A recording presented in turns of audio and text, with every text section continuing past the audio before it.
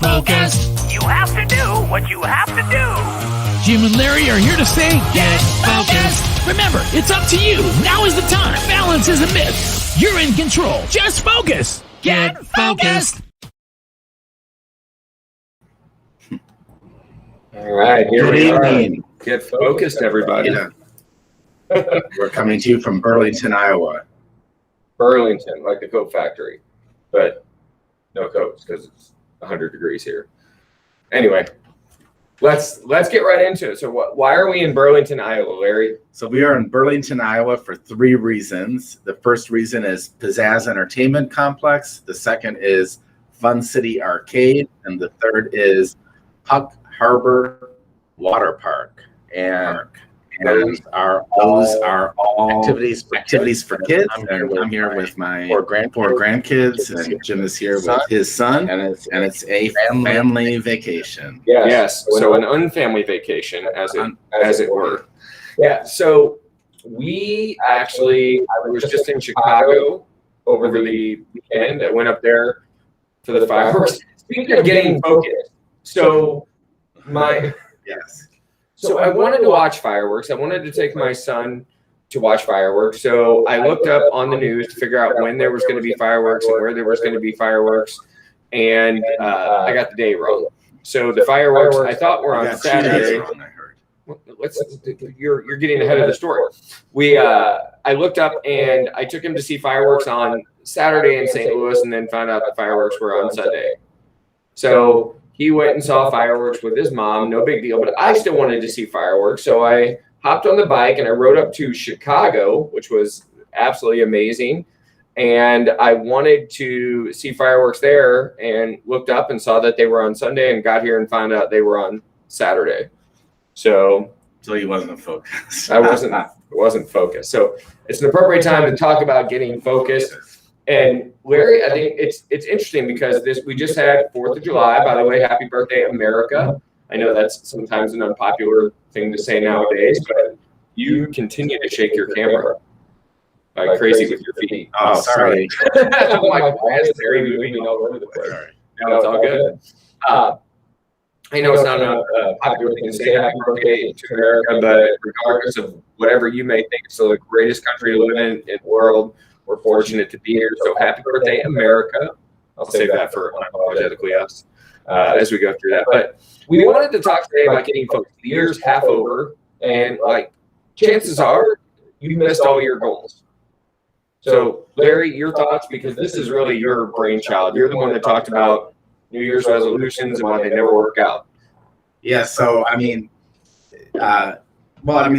they do, but the point is it's halfway through the year, and whatever it is that you set the intent to accomplish in the beginning of the year, now is a great time to kind of revisit that. Number one, does it still make sense?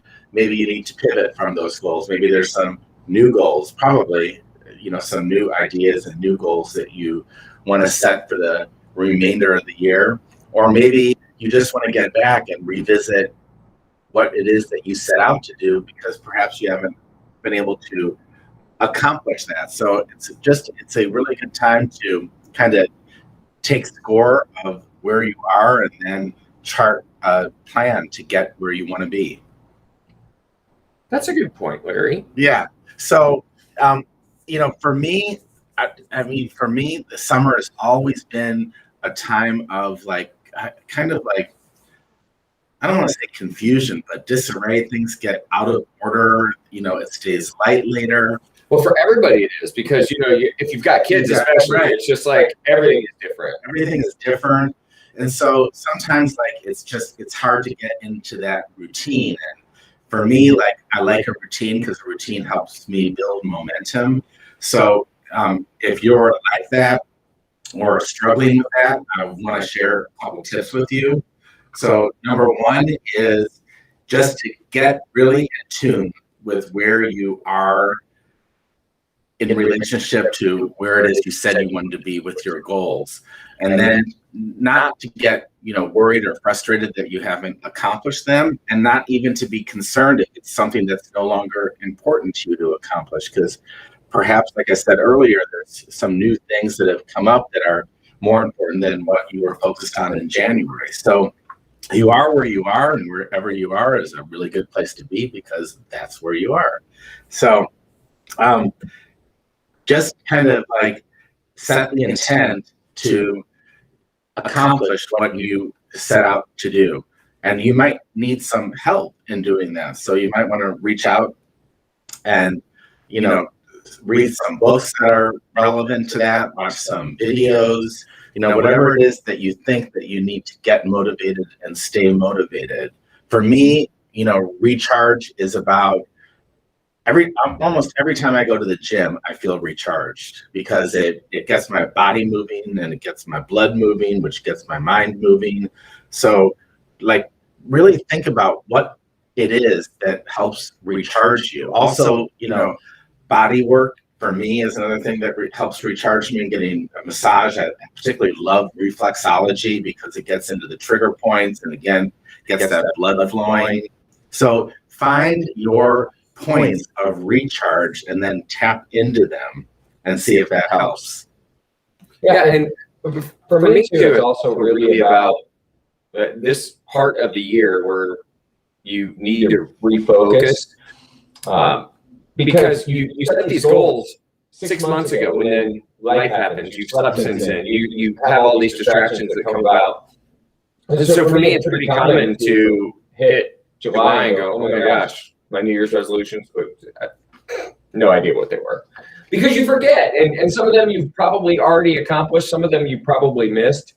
But it is important, like Larry said, to evaluate your approach, take a minute to recharge and get ready. And that's, one of the things that we put together was the Focus 10. We've been talking about it a lot lately because we were looking for a way to kind of categorize things into specific areas of focus and then the 10, minor areas of focus. And it's really interesting to me because we broke it down into 3 categories: mind and body, your relationships, and oh my gosh, I just did this and now I forgot what the other was. Motivators. Yes. Got it. But we broke it down into 3 categories so that we would have them kind of broken down and separated. And at the same time, we were launching the Meraki group. And the reason why we were launching the Meraki group, and we'll talk about why we're bringing this up in a minute, because there was some disagreement on the functionality of the group and how we should go about putting it together. But Meraki is really about living your best life. It's living your heart and soul in everything that you touch and everything that you do. And really, and I'll segue this over to you, Larry, we inadvertently have been living a Meraki life for over a year before we named it or even figured out what it was. Or heard of the word. Yeah, we looked for a word to define what it was that we were experiencing.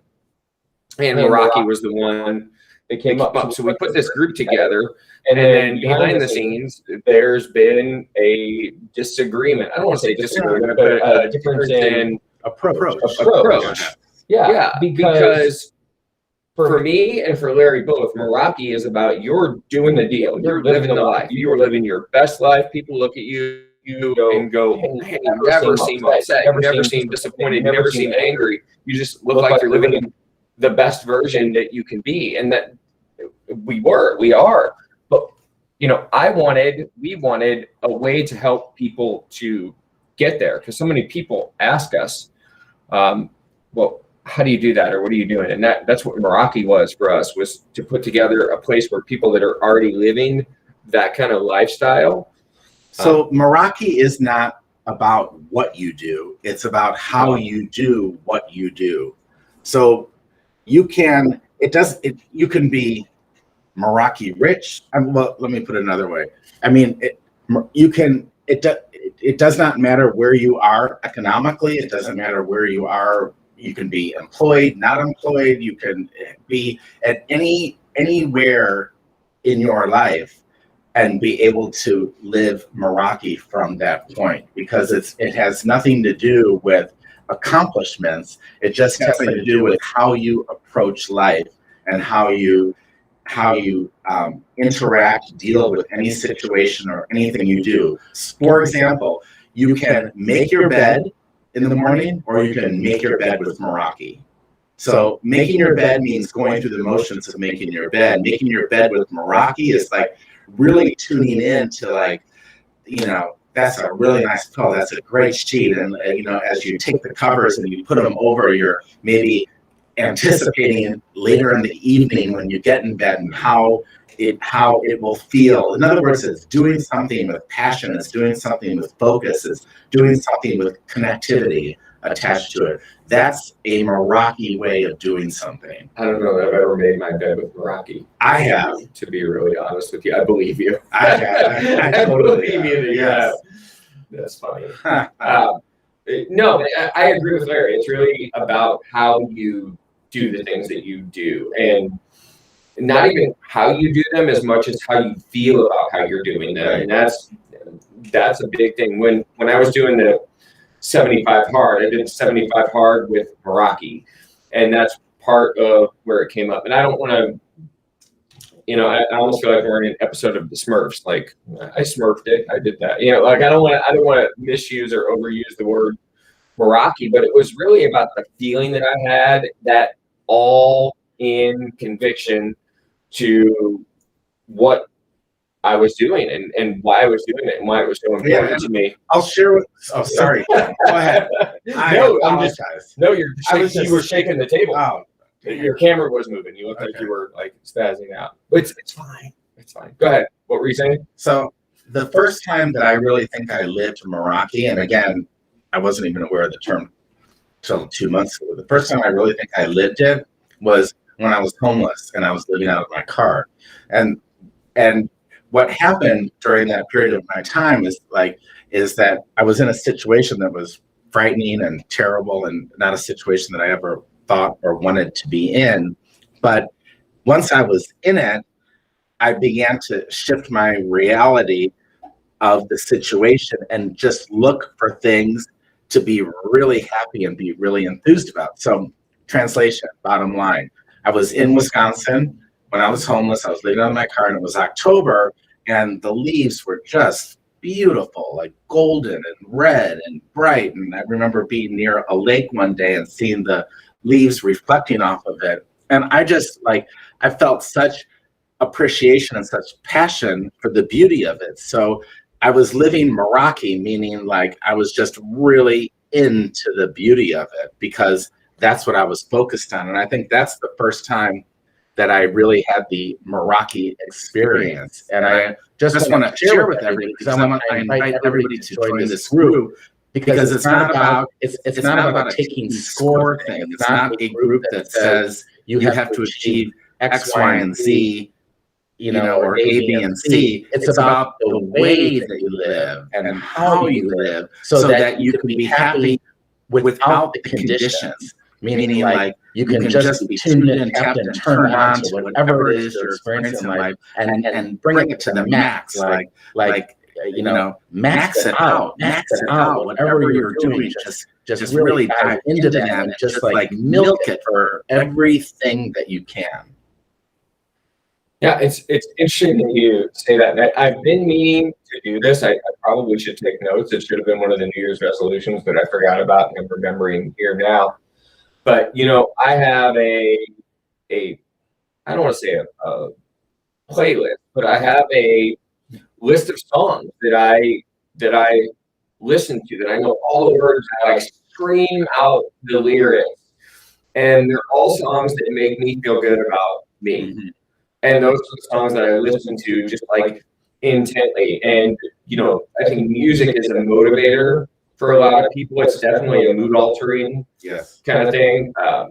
So, just on the motorcycle ride this weekend up to Chicago, I had my earbuds in because I don't have audio on the bike. I had these earbuds in, and there's a song called "It's a Great Day to Be Alive," and I put this in this mix, and I'm playing it, and the song is probably 20 years old now, and I've heard it dozens, most likely hundreds or even 1,000 times. And there's a line in there that I heard for the very first time. It was because of my approach to what I was listening to, and it said, "I think I'll take my Harley for a 3-day cruise." And I'm like, "Oh, he's got a Harley." You know, I had it's been part of the song the whole time. They didn't change it because I bought a bike, right? But because I bought a bike, I heard it differently. I lived it differently. I experienced it differently. And I really want to talk about how to use this group, Larry, to focus yourself and help get where you want to go. We're still working on the name, but we thought about putting a piece of this group, something like the Meraki Growth Challenge. Like, how do you go from where you are to where you want to be? And, you know, we have the Focus 10, which is a great tool, but, you know, we know how to use it, but do you know how to use it? And so one of the things that we're working on creating is a kind of a how-to guide for the Focus 10. And then also, how do you, now I shook the table, sorry. And then how do you morph, again, from where you are to where you want to go? What are the steps that you could take? And one of those for me, and Larry, I don't want to put words in your mouth. You've said this several times off camera. I think you even said it a couple times on camera, but you know, there's a big difference between existing and living. And you were at the point where you had accomplished all the things that you wanted to accomplish and you felt content, which content is another word for complacent, most likely. Yes. And you know, you were at a place where you were just okay with how things were. And my Bikes events really shook that up for you, I think. And he in my big mouth, I invited him to come stay for a few days. 16 months ago. Yeah. It's been a minute for sure. But you're living a different life. You're living in a way that I haven't seen you live. Like I didn't know you when you were living your best life before. I just knew you as, you know, you have the things that you want. You're really comfortable. You may go out one night. You may not go out one night. But now you're way different. And the subject of this is get focused. And I think for you, it was just kind of like locking eyes and locking arms and locking on to what was really pleasurable for you and what was really enjoyable in this time. And I'll ask you to expand on that a little bit because I know you said it offline, but it's curious your so obviously, I shared with everybody that I've been homeless, been broke, living out of my car, and I've also been successful. And I think for me and maybe for others that sometimes success does lead to complacency. So I had achieved a level of success and financial security and comfort. And, you know, I was happy. I was living my life and things were good, but I wasn't like tapping into the real essence of Larry. I wasn't like tuned into like a higher energy of who I was, is the way that I'll describe it. Because I was happy being happy. Like it was kind of like, don't rock the boat, things are good. And I totally get that because, you know, I mean, speaking just for me, I'm older now and, you know, I didn't feel like I needed that roller coaster that I was on when I was younger. As much as I did enjoy it when I was younger, I didn't feel that I needed it now. But you give up something. I gave up something just to have that level of complacency and comfort. And when Jim's life completely switched around and, you know, he came to stay with me, like just through our conversations and our friendship and our business development, like I got to a different level in my life and I found something that was always in me that had been dormant. And I just started one word that comes to mind is taking chances, but another word that might be more appropriate is just really aligning with who I really am, the inner Larry, and what I wanted and what maybe I had given up. And I just started, you know, I don't know why the word taking chances keeps coming to mind right now, but I'll just call it taking chances. But I really feel like it wasn't taking chances because it was just me. So like there's no you can't roll the dice and lose when it's all you, because whatever number comes up, it's you. So I feel like the last 16 months I really started to stepped into this Meraki lifestyle, meaning I've just become really passionate about what it is that I'm doing. My travel, even the way that I cook, the flavors that I use, what I put in my environment in the house, the way that the house has been designed, the pets and the animals that we've taken in, just everything has been like bigger and higher and like more energy. The way I take care of my body now, the foods that I put, the exercise that I give, Intake. nurturing intake, and as a result from that intake, the strength is higher, and I'm more confident, and et cetera. So I want to share one tip. If anyone is listening to this and saying like, man, I'd like to get to that point too, but like I feel a little bit flat. Here's one tip, and that is, get into a quiet place just where you can think a bit and not feel too rushed, and fast forward to the end of your life and think it's like the end of my life, and just start thinking of one thing that you will feel a loss of if you don't accomplish or don't attempt to accomplish that one thing. And I call it my life's unfolding purpose. This is the one thing that, and it's not about achieving it, but it's about doing it, that like I have to take a stand for. And for me, I'll share with you what it was. And that's, for me, it was about improving my community. Long story short, I've been passionate about St. Louis my entire life. And the one thing that I realized like I had to give my all to was just to dive into every way that I can to improve my community, whether it's contributing financially, contributing my time, starting conversations, engaging, working with nonprofits, whatever it is. I just felt that I had to give that my all. So that's like one of my life's unfolding purposes. The other is travel. There's so. Can I interrupt you real quick? Yeah. And like, come back to travel. Don't forget that. But I want to talk about what happens when you're so. Is committed the right word? When you're so focused or committed to something, other people take note. Mm-hmm. And when they can resonate with what you're doing and how you're feeling, they take action. So let me share my real life experience that relates to everything that you just said, and it's because of you. So I, born and raised in St. Louis, there's a lot of things about St. Louis that I love. There's a lot of things about St. Louis that I wish were better. And so you're not even from St. Louis. No. You're from Chicago. But I'm from St. Louis within here because I'm just talking about where the stork dropped you off, right? You're not from 300 miles northeast St. Louis. You're from Chicago. You've lived a majority of your life in Phoenix. You've really not even spent that much time in St. Louis in the grand scheme of things. 10 years total, maybe 12 years. Yeah. But the moral of this story is I'm from here. I have all these things that I love, and there's a handful of things I wish were better, but I didn't take action. Right? And Jim Rohn always says, don't wish it were easier, wish you were better. And you come in, and here's this guy not from here that's just taking action.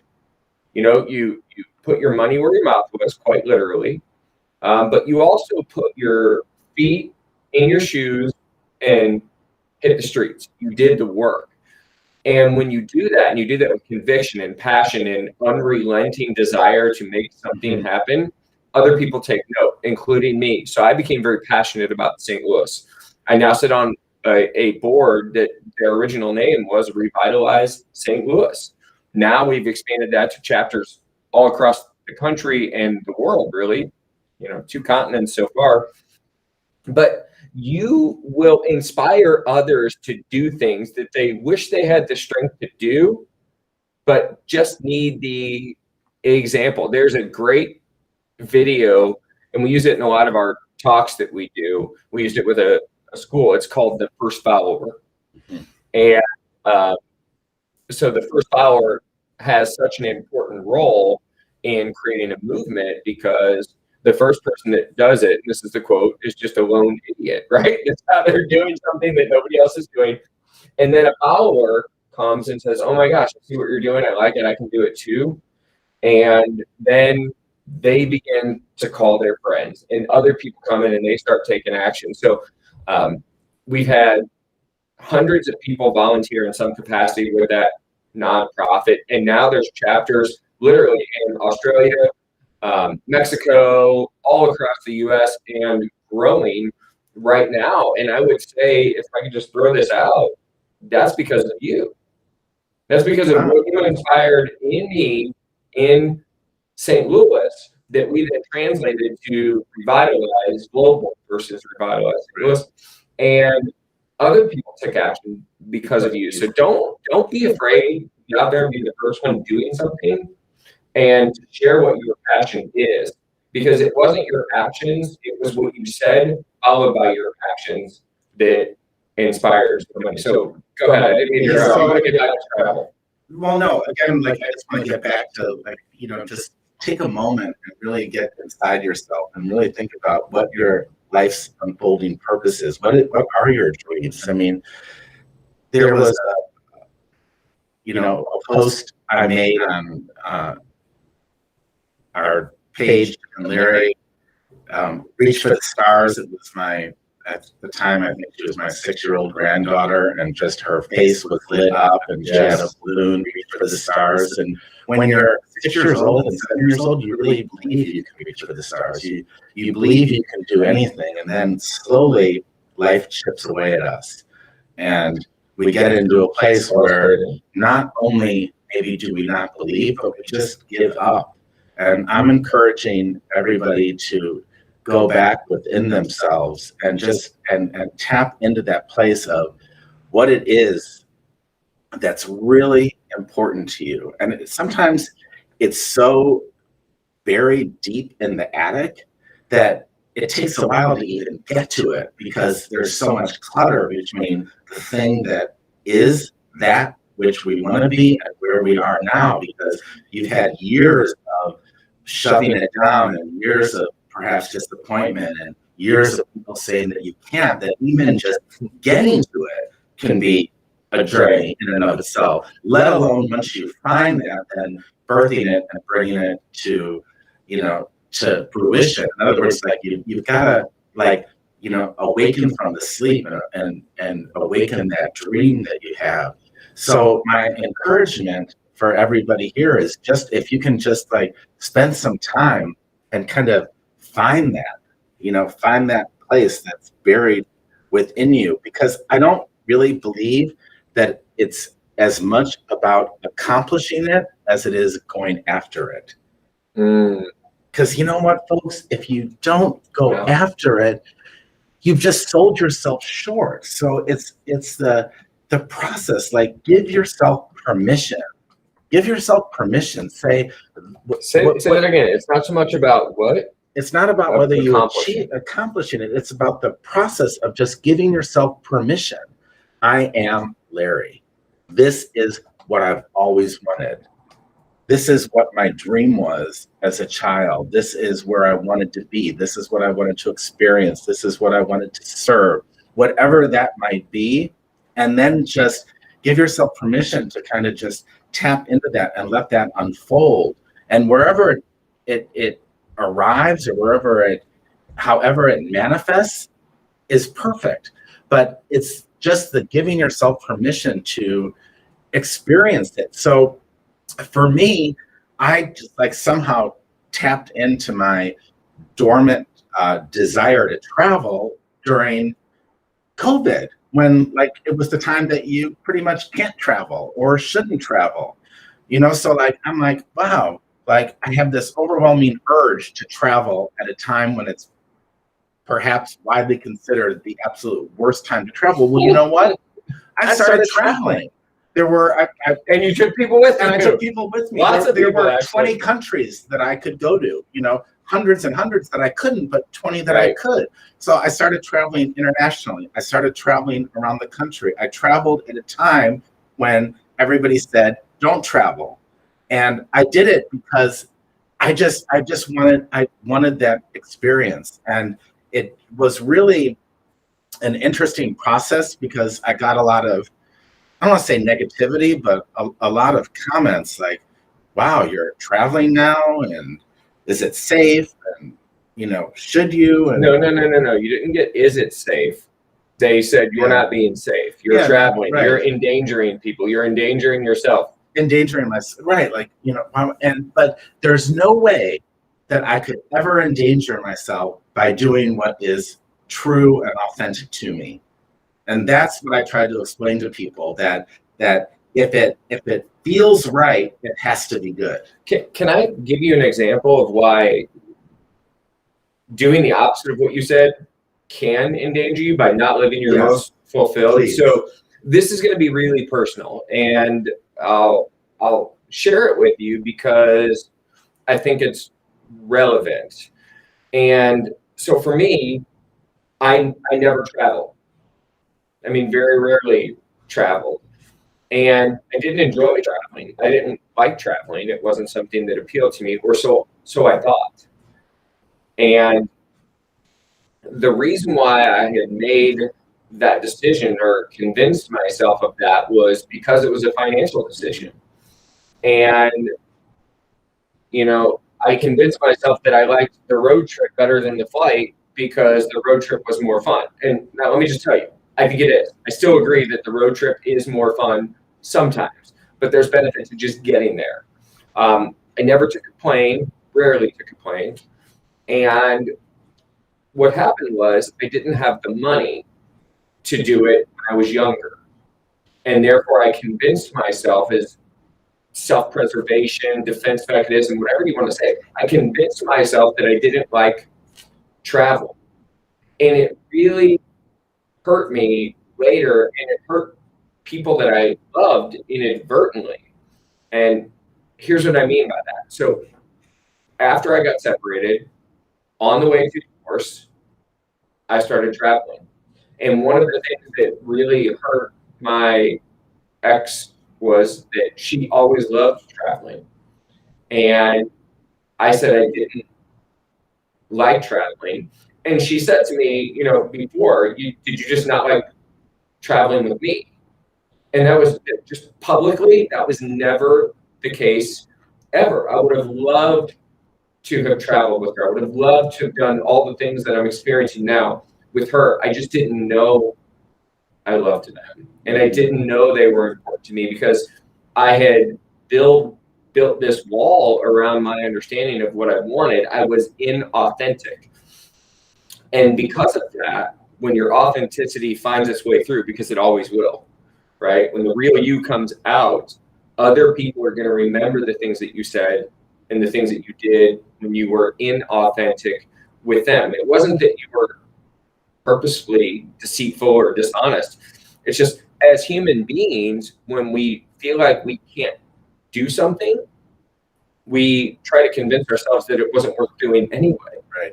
And so that was my situation. So I'm going to take what you said and say, yes, being authentic with yourself is so important and it can't hurt you. But I'll say that being inauthentic with yourself can hurt you and can hurt others around you. No matter how inadvertent it is, it's going to happen because the truth always comes out.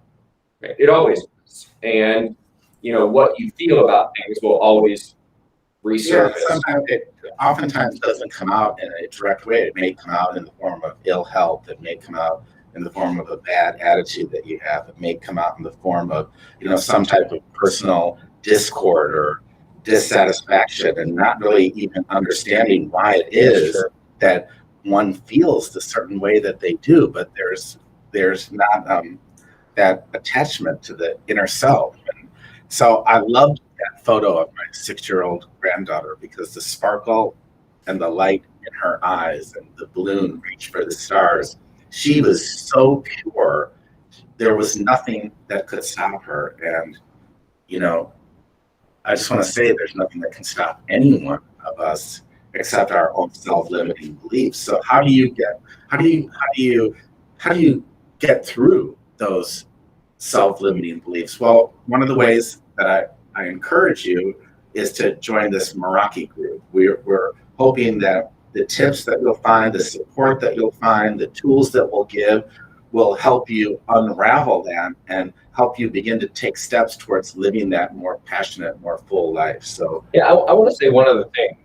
And this is part of the reason why I wanted to be a part of this group, start this group, was something that happened to me. And Larry, you said it best, and I actually commented here, it's not so much about accomplishing it, it's about going for it. Right.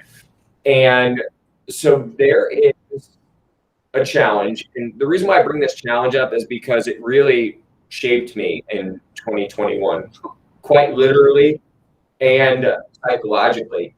It shaped me in a way that I was able to really, really, really get focused. And the challenge is called 75 Hard. But I did this challenge, and then people started making, I joined a couple of the Facebook groups. I'm involved with 2 of the groups that have collective 50,000 people in these groups. So there's a lot of people doing this challenge. And they started saying these things that just made absolutely no sense to me. Like, how do you feel now that you've accomplished it? Are you feeling depressed? And I'm like, that is the stupidest thing I've ever heard, right? So I get through this challenge. First time, no fails. Not a lot of people do that. And I don't say that like braggadociously, although it is an accomplishment. But then something crazy happened. I started feeling depressed. And not depressed in the traditional sense, but like something was now missing. Right? So every day I would get up and I had to drink a gallon of water. I had to read 10 pages of a good book. I had to do these 3 tasks that I set for myself. I had to work out twice, 45 minutes apart, 3 hours apart, 45 minutes each, one outside, no matter what the conditions, rain, sleet, snow, hurricane, tornado, doesn't matter. You have to do it. You have to take a progress pic and you have to follow a diet that you set. So I have all these things in my mental checklist that I do each day. I have to get these things accomplished. And it fills the gaps in your day. And there's no time left for woe is me. And there's no time left for what I didn't do because you're so busy doing the thing. And there's a quote, and I'll probably get it wrong, but if you do the thing, you will have the power, I think is how it goes, or something like that. I'll look it up afterwards. But when you have these things that are filling/fulfilling you in the process of doing them, there's no time for the other stuff, right? And so when this ended, there was literally a sense of loss that I felt. And I'm not alone. Thousands and thousands of comments in these groups from people that felt the same loss. You know, when you accomplish what you set out to accomplish, it's sometimes almost worse than failing, because when you fail at the challenge and you have to start over, you get the full 75 days to do it again. So I started looking for people that had a group, like a post 75 hard support group of things. But I didn't want to do the 75 hard again, although I am starting Monday, but that's a whole different story. But I wanted to feel the challenge and feel the hunt again, but not so singular that it's consuming. I just wanted the way that I was living and the things that I was doing to have meaning to me and to be solid. So for me, the Meraki group was really important because it's the giving your all and bringing other people, like you mentioned, Larry, along the journey, figuring out how to get there. Part of the reason why we're looking to create a challenge around this is so people can have those things to mentally check off. They can have those things to go for, that they can share with the world. And the other thing about those groups that I loved, and one of the components that we're hoping to incorporate into this is, you know, I've got Larry around me most of the time.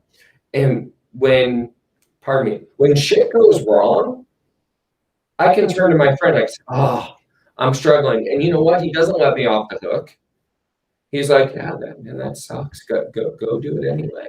And I'm like, Thank you. Right? So there's that support of someone willing to hold you accountable. And in a lot of those groups, there's people willing to hold you accountable almost to the point of insult. Well, not almost. They do insult you sometimes. And not that we're looking for the insult or the assault of it, but like real accountability. Your friends and family will let you off the hook. I'm gonna tell one more story and then I'm gonna be done because we're going way over time. Yes. But my son Nicholas, who is in phenomenal shape, has 8-pack abs, just very muscular, very strong, super arrogant, like all of it. He's just like a very confident about himself.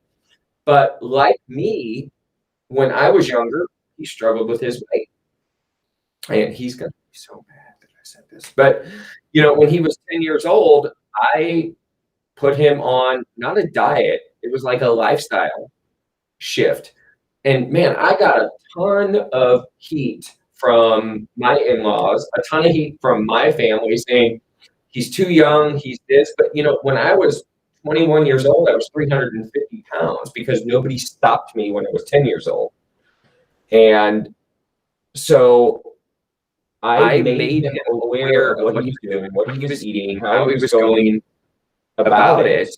And again, I took a lot of heat for that. He thanks me for that once a month, probably, because of the shape that he's in now. And people have to stop and be aware of what they're doing because sometimes they're just not. And I don't even know why I brought that up. It seemed relevant to the way that we were going. But there's having someone that will hold you accountable can change your life.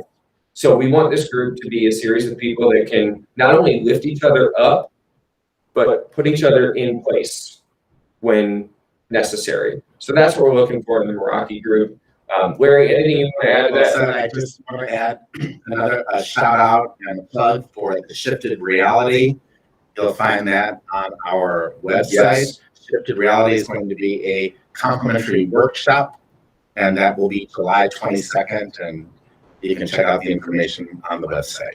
Yeah, it's going to be really great. A lot of people ask us why we're so positive all the time, and it's because of that shifted take on things. I was talking to a friend of mine, James Rousseau, today. We were doing a Changemaker interview, getting ready for the big event coming up, and we talked about how only 1 out of 100 kids will get out of the proverbial ghetto, and that's terrible odds. But if I came up to each of you and said, here's a lottery ticket, it's $1, but you can only buy one, we're only selling 100, and one person out of this will win $1 billion. Every single person in that room would break out a dollar bill because the odds are so good. And it's all about your take. It's all about your reality on things. 1 out of 100 is awful if you're talking about 99 people left behind, but 1 out of 100 for a chance to win $1 billion, those are great odds. So the numbers are really irrelevant. Statistics don't matter unless you're the statistic. And that's what we're going to talk about in the Shifted Reality. And it's going to be a fun workshop. This will be the first time that on an open forum like this, we actually share our philosophy of the Shifted Reality. So it's going to be really a good time. And again, that's on the website. Larry, can I give a plug for next week? I'm really excited. So we do rotating Wednesdays. We do a segment. The first Wednesday of each month is called Get Focused. The second Wednesday of each month is called Extreme Ownership. And Extreme Ownership is about, it doesn't matter the hand that you're dealt, it matters what you do with it. And I'm going to just read a quote because I wanted to make sure that it's right. And the quote is from a young lady, so these are not my words to steal. These are my words to repeat. And she said, not everyone is lucky enough to be sold for sex by their mother. I'll let that sink in for just a minute. Not everyone is lucky enough to be sold for sex. So a young lady, underage at the time, traded for sex so that the mother could get what she wanted. Now, Anybody that hears that in their right mind goes, that's awful. And it is. But it happens. And she is taking that, and she lives by a philosophy that Larry and I live by, and I know a lot of people that do. Don't make your reason why your reason why not. She's going to be our special guest next week on Extreme Ownership. Her name is Amanda Wonder, and Larry, I don't know what to say about her. I'll let you say what you want to say about her as we wrap up here. She's amazing. Tune in. Yeah. Raw, unfiltered, and excited to have you guys there. Looking forward to an amazing event next week. Larry, I'll turn it over to you to sign us off here. Thanks for watching, and we'll see you next week. Awesome. Thanks, guys. See you later. Hey, remember to stay focused. Time now to Get focused. You have to do what you have to do. Jim and Larry are here to say, get focused. Remember, it's up to you. Now is the time. Balance is a myth. You're in control. Just focus. Get focused.